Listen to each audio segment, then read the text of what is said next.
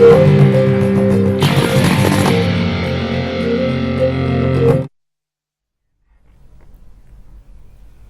Afternoon. Smart investor కు స్వాగతం. Stock markets ఇవాళ ప్రారంభం నుంచి లాభాల్లో ట్రేడ్ అవుతున్నాయి. నిఫ్టీ ప్రస్తుతం 70 పాయింట్ల లాభంతో 8637 దగ్గర ట్రేడ్ అవుతోంది.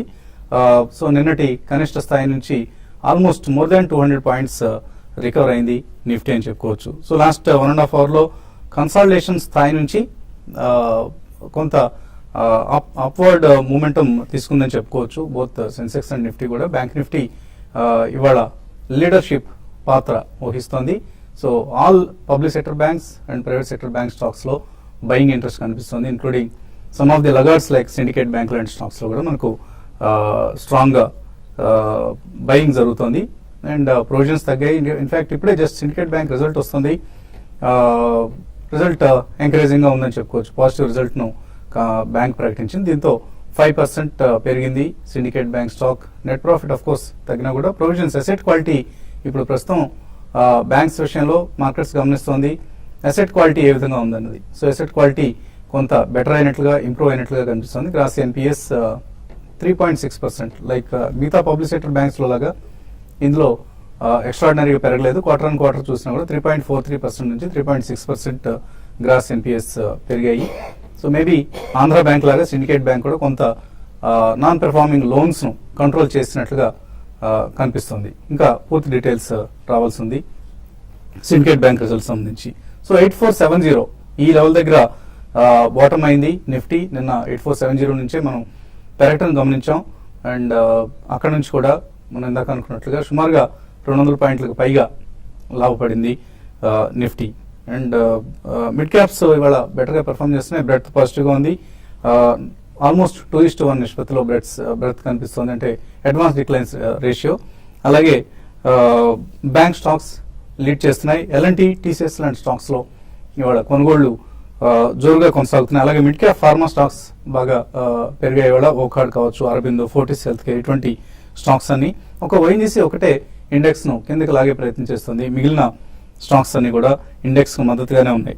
అండ్ సుజ్లాన్ యాక్టివ్గా ట్రేడ్ అవుతుంది. దిలీప్ సాంఘ్వి కుమారుడు ఆలోక్ సాంఘ్వి ఈయన ఈ కంపెనీని అక్వైర్ చేస్తున్నారు.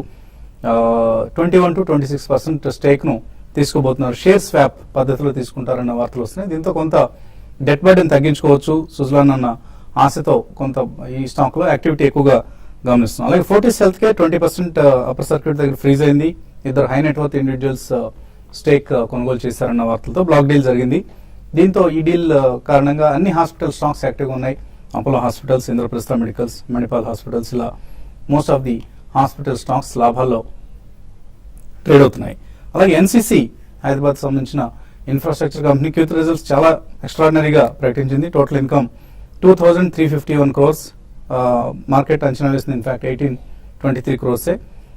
కన్సాలిడేటెడ్ సేల్స్ కూడా 2648 crores. ఇంతకుముందు ఇరాన్ ఇయర్ చూస్తే 41% పెరిగింది. అలాగే నెట్ ప్రాఫిట్ 42 crores.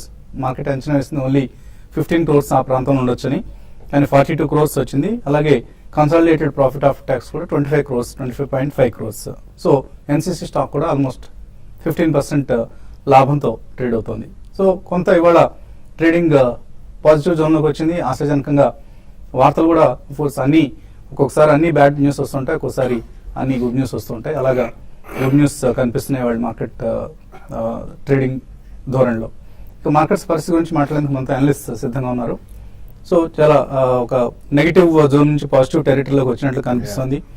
ఎంతవరకు సస్టైన్ అవుతుంది అనుకుంటున్నారు? ఇప్పుడు మనకు కనిపిస్తున్న పాజిటివ్ ట్రెండ్ ఇది ఫిజిల్ అవుట్ అవుతుందా లేకపోతే నిలబడుతుంది అనుకుంటున్నారు?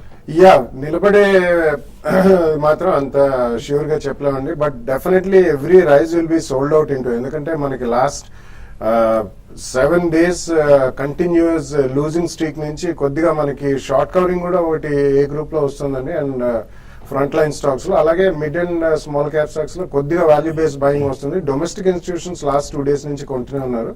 బట్ ఐ థింక్ నిన్న ఒక అన్సర్టన్ ఈవెంట్ కి తెరపడ్డది కాబట్టి there could be some value based buying emerging in small and mid cap stocks. But overall గా this is not again run away rally అండి, ప్రీ బడ్జెట్ ర్యాలీ ఏదనుకున్నా కానీ I don't think it's going to pierce the previous peak.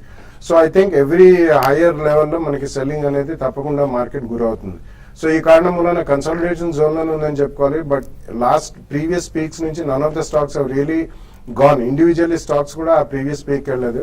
In my opinion this definitely small rally in between the budget and yesterday's draw of curtains on Delhi poll అనే చెప్పాలండి.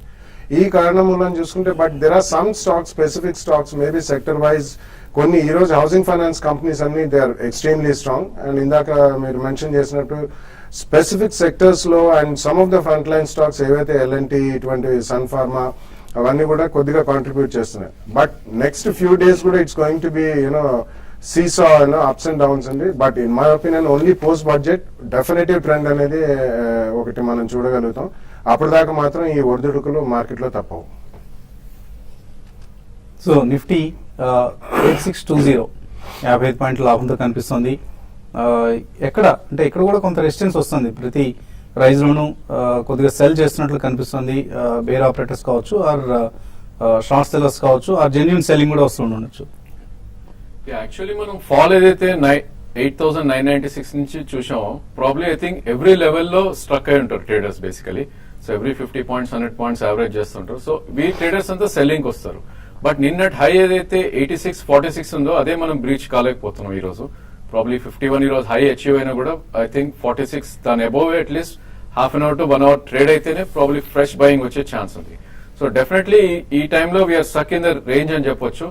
8690 is 20-day moving average and 8450 is 50-day moving average. So definitely ఈ రెండు range breakout up side గానీ down side గానీ అవుతేనే further ఒక 100 to 150 points move అయ్యే chance ఉంది. అదేవిధంగా బ్యాంక్ నిఫ్టీలో కూడా ఫర్దర్ ఒక 300 to 400 పాయింట్స్ అప్ మూవ్ అయ్యే ఛాన్స్ ఉంది. Maybe 19,492 is where there is lot of resistance. So అదేవిధంగా మొన్నటి హైలో ఏదైతే ఉందో 18,667 and 18,379. So this will act as probably support zone. So definitely buy on dips అని చెప్పొచ్చు ఈ స్టేజ్ లో. I think we need to have నిన్నటి lowest stop loss. But I think trading pattern అనేది క్లియర్ గా స్టాక్ స్పెసిఫిక్ అయిపోయింది. Probably ఈ రోజు చార్ట్ ప్యాటర్న్స్ కొన్ని చూస్తే కనుక అదాని ఎంటర్ప్రైజెస్ మళ్ళా 52 వీక్ హై కట్ అవడం చూసాం చార్ట్స్ పరంగా. సో ఇక్కడ నుంచి కూడా ఆల్ టైమ్ హై రీచ్ అయ్యే ఛాన్స్ కనిపిస్తుంది చార్ట్స్ పరంగా. So currently it's trading around 656. So 766 అనేది దాని life time high. Probably in the next 3 to 6 months లో అది 750 to 800 దాకా వెళ్ళే ఛాన్స్ ఉంది. అండ్ అదేవిధంగా కొన్ని defensive stocks like defence sector సంబంధించి బాల్చంద్ నగర్ కానీ లేకపోతే భారత్ ఫోర్జ్ కానీ ఈ స్టాక్స్ అన్ని కొద్దిగా బాగా అవుట్ పర్ఫార్మ్ అవడం చూస్తున్నాం చార్ట్స్ పరంగా. I think we need to be stock specific. So weak charts ఏవైతే ఉన్నాయో ఐ థింక్ పుల్ బ్యాక్స్ లో we need to try to exit and maybe get into strong stocks. Callers line లో ఉన్నారు. హర్ష హైదరాబాద్ నుంచి first caller. Hello hello అడండి హర్ష. నమస్తే అండి. నమస్తే. జనరల్ క్వశ్చన్ ఒకటి అడగాలనుకుంటున్నాను మార్కెట్ క్రాష్ గురించి. ఇప్పుడు అందరూ అంటే గ్లోబల్ గా మార్కెట్ ఏమైనా క్రాష్ అవ్వచ్చని బాగా ఎక్స్పెక్టేషన్ ఉంటుంది. యాక్చువల్గా నేను ఇంత ముందు మార్కెట్ క్రాష్ జరిగినప్పుడు నేను మార్కెట్ లో పార్టిసిపెంట్ కాదు. అంటే రీసెంట్ గా 2008 ఆ టైంలో కూడా నేను లేను. సో అవి మార్కెట్ మీద ఎలా ఎఫెక్ట్ చూపిస్తాయి అంటే స్మాల్ క్యాప్స్ మిడ్ క్యాప్స్ మీద ఎలా ప్రభావం ఉండితే అలాగే బ్లూ చిప్స్ మీద ఎలా ఉంటుందో తెలుసుకోవాలని. అంటే ఇప్పుడు బాగా ఎక్కువ క్రాష్ అవుతుందని ఎవరైనా చెప్తున్నారా మీకు? అవును, అంటే గ్లోబల్ మార్కెట్స్ క్రాష్ అవుతాయి. అలాగే ఇంతకుముందు ఆర్బీఐ గవర్నర్ కూడా ఒకసారి ఒక 6 months క్రితం ఆయన కూడా స్టేట్ చేశారు. ఇంకా చూసుకుంటే నేను వాళ్ళ డైరెక్షన్ అలర్ట్స్ అని ఇన్వెస్ట్ ఆఫ్ ఇండియా ద్వారా నేను ఒక న్యూస్ లెటర్ కి సబ్స్క్రైబ్ అయ్యాను. దాంట్లో కూడా మార్కెట్ క్రాష్ గురించి ఇలా చాలా వస్తానండి. గూగుల్ సెర్చ్ చేసినా కానీ 2015 లో క్రాష్ అవుతాయి అని చాలా క్లియర్ గా చెప్తున్నారు. సో అట్లీస్ట్ అయినా అవ్వకపోయినా ఆ టైం కి ఎలా యాక్ట్ చేయాలో నాకు ఇంత ముందు నేను పార్టిసిపెంట్ ని కాదు, రీసెంట్ గా నేను 2 years క్రితమే వచ్చాను మార్కెట్ లోకి. సో అసలు ఎలా ఎఫెక్ట్ ఉంటది స్టాక్స్ మీద అసలు ఎలా జరుగుతుంది అని తెలుసుకోవాలనుకుంటున్నాను. సో ఆయన ప్రశ్న ఏ విధంగా అర్థం చేసుకుంటారు? క్రాష్ అంటే ఫ్రంట్ లైన్ స్టాక్స్ మీద, mid and small cap stocks మీద ఎలాగుంటుందంటే front line stocks generally compare to mid and small cap stocks కొద్దిగా తక్కువ పడతాయండి. బట్ ఇండెక్స్ లో మనకి more than 20% with in a very short span of time, maybe it could be a fortnight or a month, 20% పైన పడితే it's literally called a crash. Otherwise they are normally corrections ఉంది. So index about 5-10% పడితే stocks అనేది 10 to 20% దాకా కూడా పడతాయి. So మనకి crash అనేది అంటున్నారు global markets, Indian market, this is all news అండి. There is no strength in any of those. It can happen, it may not happen. అది ప్రిడిక్ట్ చేయడం అనేది ఎవరి వల్ల కాదు. These are all called black swan events. ఒక specific event మనకి 9/11 చూసాం మనం 2000లో. యాక్చువల్లీ టైంలో nobody expected 2 days Nasdaq and New York మూసేశారు. సో అటువంటివి చాలా రేర్ గా వస్తాయండి. 87లో ఒక ఫ్లాష్ క్రాష్ జరిగింది. మన దగ్గర కూడా 2008 లీమన్ బ్రదర్స్ అయిన తర్వాత definitely market crash, because more than 30-40% correction index లోనే చూసాం గ్లోబలీ. సో ఇవన్నీ కూడా మీరు అంతగా పట్టించుకోవద్దండి. ఒకవేళ క్రాష్ లో ఎలాగుంటుందంటే, ఆల్రెడీ మీ దగ్గర హెవీ పోర్ట్ఫోలియో ఉంటే క్రాష్ లో immediately if you can come out, it's good. Otherwise, long term investor అయితే they always help you to put in extra money అండి. సో ఇవన్నీ కూడా మనం ఆలోచిస్తే definitely we cannot make more money, because one saying is there, people have lost more money in waiting for a correction or a crash than really participating in it అని చెప్పి. So definitely long term investor systematic గా month on month చేసుకున్నా, లేకపోతే కొద్దిగా చేసుకున్నా, ఈ crash ఉన్నప్పుడు కూడా మన పోర్ట్ఫోలియోలో కొద్దిగా 10-15-20% పోవచ్చు, ఈరోడ్ అయిపోవచ్చు, but it will come back. So do not worry more about crashes. So మీరు ఎక్కువ ఈ బులెటిన్స్ ఇలాంటివి చదవడం మానేసి ఇన్వెస్ట్మెంట్ మీద ఫోకస్ చేయండి. ఇన్వెస్ట్మెంట్స్ ఎలా చేయాలి, ఎస్ఐపి సిస్టమాటిక్ ఇన్వెస్ట్మెంట్ ప్లాన్, ప్రతి నెల కొన్ని షేర్లు కొనుక్కుంటూ ఉండండి. మంచి కంపెనీలు సెలెక్ట్ చేసుకుని ఒక మంచి పోర్ట్ఫోలియో డిజైన్ చేసుకోండి. అది మీకు లాభాలు తెచ్చిపెడుతుంది. బాలగారు అన్నట్లుగా ఈ క్రాషెస్ గురించి వాటి గురించి బుర్ర పాడు చేసుకోవద్దు. అలాగే ఇందాక పక్కనే చూసారు మీరు, తెలుగు ఎంటర్టైన్మెంట్ మార్కెట్ ఇప్పుడు పూర్తిగా తెలుగేతరుల వశం అయిపోయింది. మా టీవీలో స్టేక్, మా టీవీలో ఇప్పుడు Maa TV has become a shell company. అంటే ఈక్విటీ పరంగా చూస్తే అదొక షెల్ కంపెనీ అయిపోయింది. దాని అసెట్స్ మొత్తాన్ని, బిజినెస్ మొత్తాన్ని స్టార్ గ్రూప్ కొనుగోలు చేసింది. ఇక నిమ్మగడ్డ ప్రసాద్, చిరంజీవి, నాగార్జున వీళ్ళు ముగ్గురు ఈక్విటీలో భాగస్వాములు మా టీవీ ఈక్విటీలో. కానీ వాళ్ళకి బిజినెస్తో ఎటువంటి సంబంధం లేదు. ఇక మా టీవీ బిజినెస్ మొత్తాన్ని స్టార్ గ్రూప్ ఎక్వైర్ చేసింది. సో ఇప్పటిదాకా మనకు ఒక మా టీవీ ఒకటే తెలుగు వాళ్ళ చేతుల్లో ఉందని అనుకునేవాళ్ళం. ఈటీవీ గ్రూప్ అంబానీస్ కొనేశారు, ముఖేష్ అంబానీ గ్రూప్ కొనేసింది ఎప్పుడో.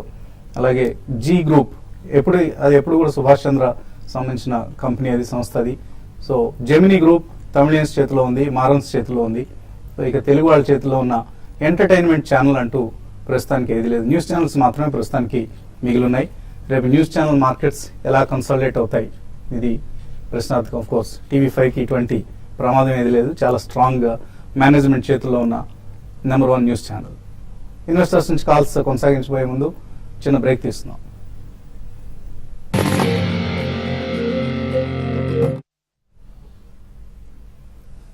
స్మార్ట్ ఇన్వెస్టర్ తిరిగి స్వాగతం. 8615 50 పాయింట్ల లాభంతో ట్రేడ్ అవుతుంది ఎన్ఎస్సి నిఫ్టీ. తర్వాత కాలర్ లైన్ లో ఉన్నారు, సూర్యబాబు నర్సాపురం నుంచి. హలో సార్, మేము ఒక 6 years నుంచి హోల్డ్ చేస్తున్నాం సార్. రిలయన్స్ ఇన్ఫ్రాను, వీనస్ రెమెడీస్ కూడా హోల్డ్ చేస్తున్నాం. 2 లాస్ లోనే ఉన్నాం. అందులోంచి ఎన్సీసీలో కానీ హెచ్సిసిలో కానీ, లేదంటే ఏదైనా మంచి స్టాక్ ఉంది సార్ చెప్పండి సార్, దాంట్లోకి మారదాం అనుకుంటున్నాం.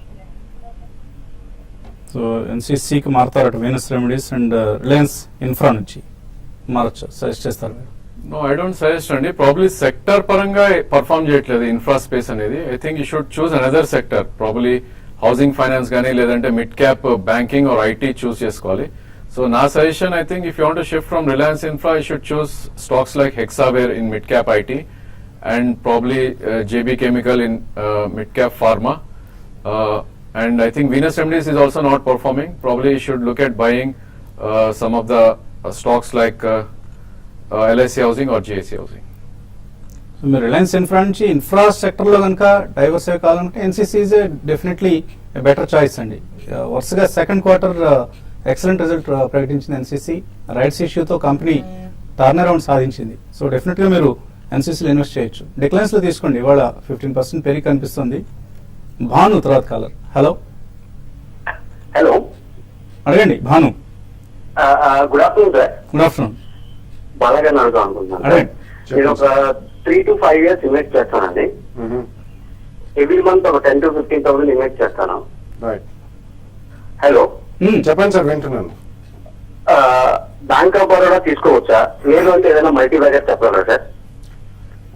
యా, 10,000 to 15,000 అంటే bank of Baroda definitely maybe quarter results దాకా కూడా వెయిట్ చేయొచ్చు, లేకపోతే పోస్ట్ బడ్జెట్ కొద్దిగా కరెక్షన్ వచ్చిన తర్వాత యూ క్యాన్ బై అండి. It's one of the top 3 banks అనుకోవచ్చు. SBI, PNB, bank of Baroda ఇవన్నీ అసెట్ సైజ్ కానివ్వండి, ప్రాఫిటబిలిటీ వైజ్ కానివ్వండి, కొద్దిగా non performing assets extra write off అవుతుంది, but it's decent buy. But housing finance కంపెనీలో you should definitely take a position అండి. And NBFCs like maybe capital first and Bajaj finance, GSC housing finance and LIC housing finance. And mid cap ఐటీలో ఇప్పుడే రాజేంద్ర గారు చెప్పినట్టు maybe Hexaware or KPIT systems and Zensar, these three are good. And mid cap ఫార్మాలో కూడా maybe on declines granules is a good bet. Similarly, Dishman Pharma, JB Chemicals, ఇవన్నీ they will be good bets. So 10 to 15,000 అంటున్నారు కాబట్టి about 3 sectors లో you can divide it equally and go ahead for 5 to 10 years. Hyderabad నుంచి Ramesh line ఉన్నారు. Hello, ఇంకా నమస్కారం అండి. నమస్తే, అడగండి. సార్ ఏం లేదండి, ఇప్పుడు మ్యూచువల్ ఫండ్ కోసం మీరు చెప్తుంటారు కదా, మేము డైరెక్ట్ గా ఇప్పుడు ఏదైతే మీరు చెప్తున్నారో మేము ఇన్వెస్ట్ చేయడానికి వెళ్ళినప్పుడు డైరెక్ట్ ప్లాన్ అని మాకు అప్లికేషన్ లో చేస్తుంటాం అండి. త్రూ అడ్వైజర్ వచ్చాక రెగ్యులర్ ప్లాన్ అంటారండి. మరి దీనివల్ల మాకు ఏమైనా డిఫరెన్స్ ఉంటుందండి? రేపు ఎన్వైబీ మెచ్యూర్ పీరియడ్ 5 years చేస్తుంటాం, ఏమైనా డిఫరెన్స్ ఉంటుందా? మేము డైరెక్ట్ ప్లాన్కి వెళ్ళొచ్చా లేదా కొంచెం చెప్పండి సార్, మీరైనా బాగా వచ్చి. కొద్దిగా డిఫరెన్స్ ఉంటుందండి. డైరెక్ట్ ప్లాన్ లో మీకు ఏంటంటే ఎక్స్పెన్సెస్, స్కీమ్ ఎక్స్పెండిచర్ తక్కువ ఉంటుంది. ఏజెంట్స్ కి ఇచ్చే కమిషన్ ఏదైతే ఉంటుందో అది మీకు ఛార్జ్ చేయరు కాబట్టి ఎన్ఏవి కొద్దిగా దీనికంటే బెటర్గా ఉంటుంది. 1%, 1.5% వరకు తేడా ఉంటుంది. డైరెక్ట్ ప్లాన్కి మీరు వెళ్ళగలిగితే వెళ్ళండి. కాకపోతే ఒక్కొక్కసారి ఏజెంట్స్ మంచి సలహా ఇస్తారన్న ఉద్దేశంతో ఏజెంట్స్ ద్వారా వెళ్తుంటారు ఎక్కువ మంది. సో మంచి ఏజెంట్ దొరికితే ఓకే, అదర్వైజ్ డైరెక్ట్లీ మీరే ప్లాన్ చూస్ చేసుకున్నట్లయితే డైరెక్ట్ ప్లాన్లోనే ఇన్వెస్ట్ చేయండి. Don't go for the regular plan. Kurnool నుంచి ప్రసాద్ లైన్ ఉన్నారు. Hello sir, good morning sir. Morning అండి, అడగండి. సార్ మేము అవంతి చేస్తూ 1600 లో ఉన్నాం సార్, లాంగ్ టర్మ్ కోసం. 3 years హోల్డ్ చేస్తే రిటర్న్స్ బాగుంటాయి సార్. అవంతి ఫీడ్స్, యా, ఈ స్టాక్ కనుక చూస్తే మనం లాస్ట్ 15 months గా 240 నుంచి ఆల్మోస్ట్ 21-20 దాకా వెళ్ళి ఒక కరెక్షన్ మోడ్ లో ఉంది, ఒక సైడ్ వేస్. సో ఇలాంటి స్టాక్స్ ఏవైతే పెరిగాయో ప్రాబ్లీ ఇక్కడ నుంచి రిటర్న్ ఆన్ క్యాపిటల్ కొద్దిగా తక్కువ ఉంటాయి. 3 years హోల్డింగ్ అంటున్నారు. If you're happy with 15 to 20% return hold చేయొచ్చు. బట్ ఇలాంటి స్టాక్స్ కనుక ఒక క్వార్టర్ రిజల్ట్స్ కానీ అండర్ పర్ఫార్మ్ అవుతే కనుక చాలా గట్టి కరెక్షన్స్ వచ్చే ఛాన్స్ ఉంటుంది. So you should have a stop loss at 1244. So hold చేయండి. ప్రస్తుతం there is no threat. 1244 stop loss పెట్టుకోండి కింద. మంజునాథ్ అడుగుతున్నారు, హెచ్ఎల్ టెక్ 1850 పుట్స్ ఉన్నాయి ఆయన దగ్గర, హోల్డ్ చేసి ఎగ్జిట్ కావచ్చు. నాట్ ఏ గుడ్ ఐడియా అండి. ప్రాబ్లీ ఇది మనకి few days back gap up opening చూసాం. ఆల్మోస్ట్ అక్కడే మీరు you must about that port. So some small correction maybe 1880 and 1890 మధ్యకి వస్తే కనుక you should close your put options. చిన్న అడుగుతున్నారు, 13th జరిగే పర్సనల్ ఫైనాన్స్ సమిట్ కి ఆంధ్ర వాళ్ళు కూడా రావచ్చా? ఆంధ్ర వాళ్ళు ఉన్న ప్రాంతంలో పెడుతున్నాడు. కూకట్పల్లి అంటే ఆంధ్ర వాళ్ళు బాగా కిక్కిరిసిపోయి ఉండే ప్రాంతం. సో డెఫినెట్గా రావచ్చు. ఆంధ్ర వాళ్ళు, తెలంగాణ వాళ్ళు, మహారాష్ట్ర వాళ్ళు, ఇలా ఇటువంటి భేదాభిప్రాయాలు తేడాలేం లేవు. అందరూ హాజరుకండి. మంచి సమిట్, చాలా కాలం తర్వాత టీవీ5 నిర్వహిస్తున్న సమిట్ ఇది. రిజిస్టర్ చేసుకోండి ముందుగా, ఎందుకంటే చాలా లిమిటెడ్ సీట్స్ ఉన్నాయి. 250 సీట్లు మాత్రమే ఉన్న ఆడిటోరియం ఇది. ముందుగా రిజిస్టర్ చేసుకొని వచ్చే వాళ్ళకి అవకాశం ఉంటుంది. తర్వాత మళ్ళీ అక్కడికి వచ్చి రిజిస్టర్ చేసుకోవాలనుకుంటే కుదరదు, వెళ్ళిపోమని చెప్పడం కూడా బాగుండదు. కాబట్టి అటువంటి ఇబ్బంది ఏది పడకుండా ఉండాలంటే ముందుగా రిజిస్టర్ చేసుకోండి. చక్కగా సదస్సుకి ఏ ప్రాంతం వాళ్ళన్న భేదాభిప్రాయాలు అయితే లేవు. కేఏ ఇండస్ట్రీస్, సుదర్శన్ కెమికల్స్, ఈ రెండు టెక్నికల్లీ ఫండమెంటల్ ఎలా ఉన్నాయి? కొన్నారట ఆల్రెడీ నాని. యా, ఫండమెంటలీ రెండు కూడా స్ట్రాంగ్ స్క్రిప్ట్స్ అండి. ఒకటి కేబుల్ ఇండస్ట్రీకి చెందింది, ఒకటి agro chemical, speciality and fine chemicals. రెండు కూడా మంచి కంపెనీలే ఫండమెంటలీ. సో టెక్నికల్ గురించి రాజేంద్ర గారు చెప్తారు. Yeah, probably run-up is very high అండి. లాస్ట్ 17-18 months గా చూస్తే కనుక 8 rupees నుంచి 61 దాకా వెళ్ళడం చూసాం కేఏ. ప్రాబ్లీ ఒక మైనర్ కరెక్షన్స్ ఎక్స్పెక్ట్ చేయొచ్చు. 40-42 దగ్గర there is a good support. So ఆ రేట్ వస్తే ఎంటర్ అవ్వచ్చు. అలానే సుదర్శన్ కెమికల్ కూడా I think it should correct little bit for fresh entry. Maybe 80 and 78 దగ్గర you can try to buy. HDIL fundamental ఎలా ఉంది ఈ కంపెనీ? పవన్ కుమార్ అడుగుతున్నారు, ఇన్వెస్ట్ చేయొచ్చా 2 years కోసం? Fundamentally not a great idea అండి, but technically last few days చాలా strong గా ఉంది. సో ఫండమెంటల్స్ అంటే కొద్దిగా Shobha developers, maybe Oberoi realty, Godrej properties, ఇటువంటివి ఆ సెక్టర్ లో better companies. Technically I think Rajendra garu will give the input. Yeah, probably 1-2 years time అంటున్నారు. I think you should trade these kind of stocks అండి. చాలా high frequency stocks and high beta stocks అంటారు వీటిని. So 96 is the current stop loss. 123 cross అవుతే మాత్రం 180-200 దాకా వెళ్ళే chance ఉంది. యాదగిరి అడుగుతున్నారు, బయోకాన్ 480లో డిష్ టీవీ 85 కాల్ ఆప్షన్ తీస్తున్నారు, 3 lots, ఏం చేయాలి? I think Dish TV can hold అండి. Probably 74 is a stop loss. దాని కింద క్యాష్ లో క్లోజ్ అవుతే you should try to exit. Probably 87 to 90 వెళ్ళే ఛాన్స్ ఉంది. I think Biocon is a non-performing stock. Probably you can shift it to Divi's Lab. Amruthavani అడుగుతున్నారు, విజయ bank, central bank ఈ రెండు ఉన్నాయట, హోల్డ్ చేయొచ్చు, ఎగ్జిట్ కావచ్చా? I think రెండు కూడా వీక్ బ్యాంక్స్ అండి చార్ట్స్ పరంగా చూస్తే కనుక. I think you should shift to private banks. Maybe Axis Bank and Yes Bank 50% you can shift. Hitech గేస్, గ్యాబ్రియల్, డాబర్ ఇండియా ఈ మూడు లాంగ్ టర్మ్ కోసం తీసుకోవచ్చా? రంగనాథ్ అడుగుతున్నారు. మూడు కూడా లాంగ్ టర్మ్ కి మంచి కంపెనీస్ అండి, రెండు auto ancillary and definitely Dabur India is one of the good India based FMCG companies. మూడు కూడా 2 ప్రైస్ పాయింట్స్ లో తీసుకోండి. రఘునంది అడుగుతున్నారు, ఎల్డర్ ఫార్మా 1A కోసం తీసుకోవచ్చా? నాట్ ఏ గుడ్ ఐడియా అండి, ఎందుకంటే ఎల్డర్ ఫార్మాకు ఉన్న యాక్చువల్ కంప్లీట్ ఫార్ములేషన్స్ పోర్ట్ఫోలియో వాళ్ళు టారెంట్ కమ్మేశారు. ఇప్పుడు రెసిడియల్ బిజినెస్ అంత బాగాలేదు and they will not be able to do much. Price wise వెళ్ళకండి, I think you should avoid that. Satya అడుగుతున్నారు, SBI అండ్ ఎస్ బ్యాంక్ ఈ రెండు షార్ట్ టర్మ్ కోసం తీసుకుందాం అనుకుంటున్నారు, తీసుకోవచ్చా? SBI I think you should avoid అండి. ప్రాబ్లీ అది 298 and 300 క్రాస్ అవుతూనే స్ట్రెంత్ ఉంటుంది. Yes Bank I think you can try with a strict stop around currently if you ask me I think 819 stop loss బట్టి Yes Bank try చేయొచ్చు. Maybe 840 to 850 దాకా వెళ్ళే chance ఉంది. వాసిరెడ్డి కిరణ్ కుమార్ అడుగుతున్నారు, ఓక్ హార్ట్ గురించి చెప్పమంటున్నారు, తీసుకోవచ్చా? ఇక్కడ వెయిట్ చేయొచ్చా అని అడుగుతున్నారు. బహుశా కొన్నట్లున్నారు, వెయిట్ చేయొచ్చా, ఎగ్జిట్ కావచ్చు? I think it's a wait అండి. Probably you can buy on dips అని చెప్పొచ్చు. లాస్ట్ 3 months గా చాలా మంచి పర్ఫార్మెన్స్ ఇచ్చింది. సో 4 months ఫాలో అయితే ఉందో అది 19 months కన్సాలిడేషన్ తర్వాత మొన్న బ్రేక్అవుట్ రావడం చూసాం 1290. So if you're having stock I think 1576 is the first target and maybe next 1 year hold చేయగలిగితే ఇది 1800 to 1850 దాకా వెళ్ళే ఛాన్స్ ఉంది. You can hold. కళ్యాణ్ అడుగుతున్నారు, 5 స్టాక్స్ రికమెండ్ చేయమంటున్నారు SIP కోసం. హౌసింగ్ ఫైనాన్స్ లో maybe Dewan housing and GAC are good అండి. అండ్ IT లో maybe Hexaware and persistent systems, అలాగే మీకు ఫార్మస్యూటికల్స్ లో maybe granules India and JB chemicals, ఈ మూడు కూడా బాగానే ఉంటాయి. ఆటో ఆన్సిలరీ మేబీ JBMA ఒకటి బాగానే ఉంటుంది and maybe Bharat forge is good. And private sector banks లో you can go with Kotak bank and yes bank.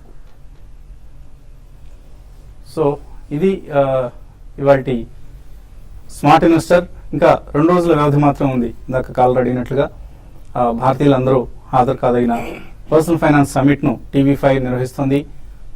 October 13 అంటే ఎల్లుండి సాయంత్రం, శుక్రవారం సాయంత్రం 6 గంటలకు JNTU కూకట్పల్లి, ఇందులో SMS ఆడిటోరియం అని ఉంది, school of management studies auditorium. ఈ ఆడిటోరియం నిర్వహిస్తున్న సదస్సుకు తప్పనిసరిగా హాజరవ్వండి, ముందుగా రిజిస్టర్ చేసుకోండి. రేపు ఉదయం 8:30కి బిజినెస్ బ్రేక్ఫాస్ట్ లో మళ్ళీ కలుద్దాం.